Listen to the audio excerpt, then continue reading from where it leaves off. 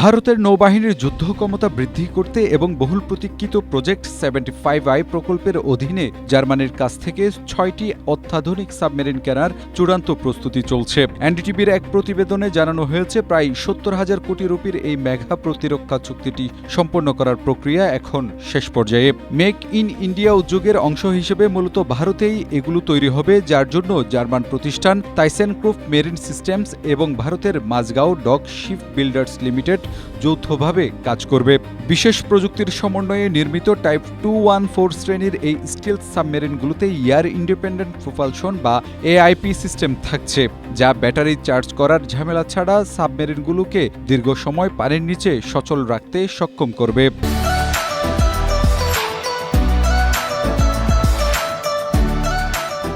সাবমেরিনগুলোর দীর্ঘস্থায়িত্ব ও সুরক্ষার জন্য এগুলোর কাঠামোই বিশেষ HY-100 প্যারাম্যাগনেটিক ইস্পাত ব্যবহার হবে, যেখানে প্রতিটি সাবমেরিনের আনুমানিক দৈর্ঘ্য 219 ফুট, প্রস্থ 21.23 ফুট এবং উচ্চতা 20.22 ফুট হবে। কৌশলগত দিক থেকে বঙ্গোপসাগর ও আরব সাগরে চীনের ক্রমবর্ধমান উপস্থিতি এবং পাকিস্তানের সামুদ্রিক চ্যালেঞ্জ দক্ষতার সাথে মোকাবেলায় এই সাবমেরিনগুলো ভারতীয় নৌবাহিনীকে বড় ধরনের সুবিধা এনে দেবে।